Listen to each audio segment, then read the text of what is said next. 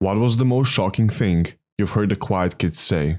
In high school, there was this really quiet girl named Grace. She was a pleasant person, but wouldn't say anything more than hi or sorry, unless you asked her something. Even then, she would appear terrified. It was at prom, and I was in the parking lot of the venue we had prom at. I lost a contact, and I had to run to my car to grab my glasses. In the parking lot, Grace was smiling and walking from her car. She looked at me, laughed, and said, "Ryan, her prom date, just fingered the F out of me." I still laugh about it to this day. Story 2. So this one kid, who barely ever said a word, one day asks the teacher for the time. It was at some random after-school thing and there was no clock. The teacher says the classic, "Time for you to get a watch," which for some reason was funny to everyone else. The quiet kid doesn't laugh. He looks the teacher dead in the eyes, and once everyone quieted down, he says, "So are you gonna tell me the F in time, or what?" We were in like 7th grade. Story 3. This happened when I was in my first semester of college, 2 years ago. There was this girl who never said a word. The teacher would ask her questions, but she would just not say a single word. I can honestly never remember her even making a sound. One day the teacher got upset. He felt like she was ignoring him and that she was being disrespectful. So he, like an asshole, said, "Did no one teach you how to speak?" She stood up, walked up to the whiteboard, grabbed his marker and wrote, "I am mute, you foolish idiot." Apparently no one told the teacher that she had a disability, but she was one badass motherfreaker for taking his marker out of his hand and writing that. Story 4. Nothing. Let me explain. I took a class with Seung-Hui Cho, the Virginia Tech shooter, one semester before the shooting. The class was called Contemporary Horror. It was a one-time elective offered by my favorite professor. We read horror novels and watched horror movies and discussed the craft of creating scary stories, but also how they reflected or represented their era spheres. It was a great class. There were only about 15 students and it was discussion heavy. Cho was one of them. I honestly never noticed him, even in that small class, until halfway into the semester. He wasn't quiet, he was silent. So one day, we all finally noticed him.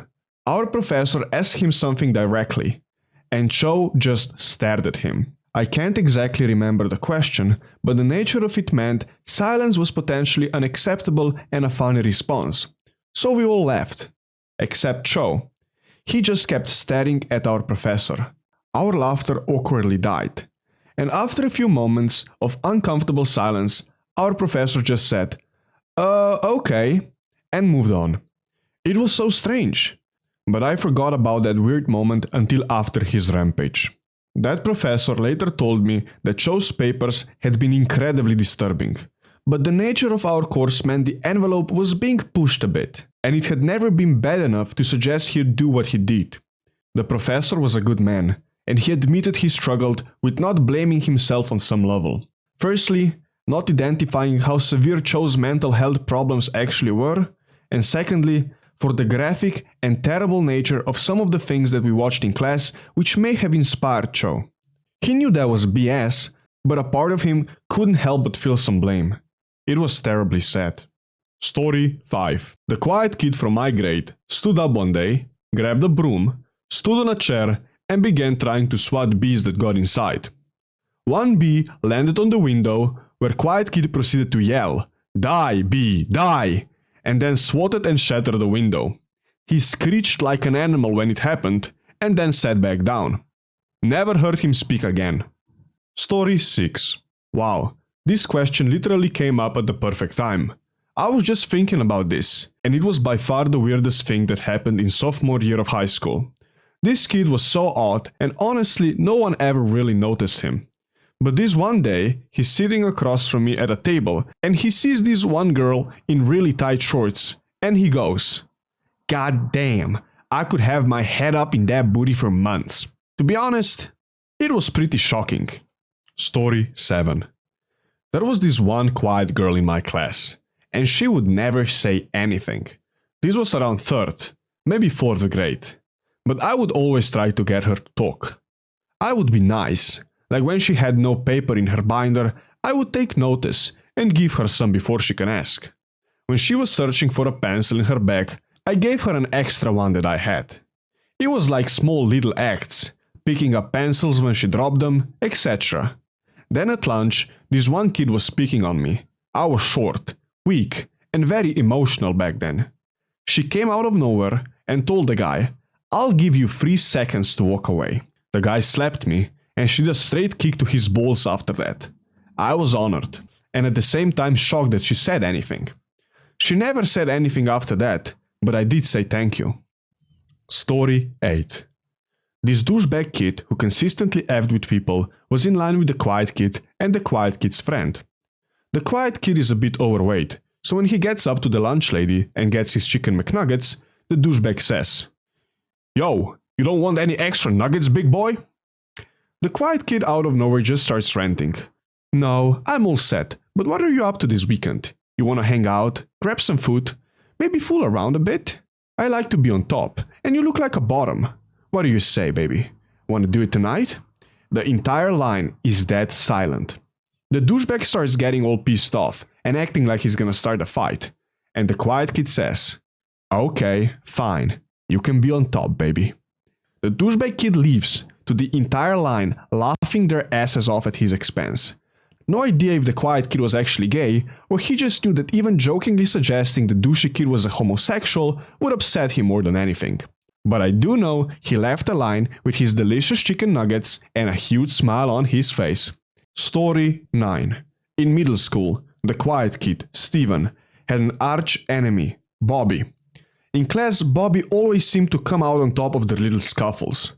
Mostly because Steven couldn't really formulate or execute a burn or a comeback. He just rolled over and let Bobby get his insults in until the teacher stepped in. One day I was walking behind Bobby after the class, and Steven quietly creeped up behind him. Before Bobby could even turn around, he got as close as possible and said, "If I were to come into your house and kill you while you're sleeping, I doubt anyone would ever notice." Then he disappeared into the darkness of the science hallway. I don't remember the exact words, but that was pretty damn close. I was about 55% shocked, 30% laughing hysterically on the inside, and 15% terrified. Bobby never made fun of old Stevie again. Story 10. I was the quiet kid. I went to a private school, so there was a fair share of spoiled, privileged kids. In any case, while most people are pretty nice, there is still a lot of complaining. Anyways, I was in English class, which is one of my favorites, except that I didn't really have any friends in that class. I had trained myself to not say anything, because when I did, I was usually met with groans and a chorus of, he's doing it again." The teacher was a nice, young, pretty English major, who had also gone to a private school herself, so she was used to well-behaved kids. To her delight, my class was that. The only negative quality about most of the students is, like I said, complaining about completely insane things. Somewhat early in the year, when she was still under the impression that we were all well-behaved, uniform young men and women, during a quiz, a random girl decided to start whining about analogies. Understand, this is the kind of class where talking during quizzes is socially acceptable, because it's understood that no one's cheating or dumb enough to cheat by straight up asking people the answer. I had gotten pretty sick of the complaining, so after she finished her rant about the analogies, I pulled out the classic line from Dave Barry, thus ruining my class's state of grace forever. I said, "And that's why I started doing heroin." At the time I thought that would be pretty hilarious, but instead the class just stared at me and the shocked teacher couldn't seem to find the words to say. No one in class really knew me well, so they had no reason to believe I was joking. For the rest of the year, no one complained about analogies. Story 11. Our quiet kid was Tommy. Tommy never said anything, ever. Out of all the lunches we ate at our table senior year, I think Tommy was the only one who never told a story or even added anything to the conversation. He just always sat in the same spot along the wall, eating his lunch and laughing occasionally at our jokes. One day we were sitting in the cafeteria, eating lunch and sharing stories like we always do. My friend Raymond had spent the previous night with a girl named Haley. She was 2 years younger, but already had a reputation of hooking up with a lot of different guys. So he was telling us everything that went down, kind of bragging, even though nobody was really impressed as we were all aware of Haley's reputation. Anyways, Raymond gets done telling his story, then proceeds to pull out his sandwich. I think it was some sort of fish. It didn't look very appealing to Raymond or us, so he says, "This looks disgusting, but I'll give it a try anyways," and then proceeds to take a bite. Then out of nowhere, Tommy says, "Is that what you said to Haley last night?" Everyone exploded into laughter, drawing the attention of the entire cafeteria. Raymond is just sitting there, mid-bite, stunned. I'm bent over, in pain from laughing. Others are on the floor. Even Ray had to laugh, but Tommy had this sly grin on his face for the rest of the lunch hour. Story 12. We were having a BS elective course, and we ran out of stuff to do, so we would wound up having story time. My friend walks up to the front and starts telling us about how he once got pretty badly injured. Basically, he was walking into his friend's house, slipped on some black ice, face planted on it, and his front teeth tore off most of his front lip and broke off. He ran into the house, babbling and bleeding. He was like 11 and was missing part of his face, so he wasn't 100% coherent at the time. And his friend's mom takes one look, runs into her bedroom, locks the door, and doesn't do anything until my friend's dad arrives and starts screaming at her. My friend says he still has no idea why the grown adult woman couldn't handle the situation any better. So we all start making guesses and BS psychoanalytics. Johnny, the quiet kid, raises his magnificent hand and blesses us with enlightenment. Well, maybe she just needed to finger herself real quick.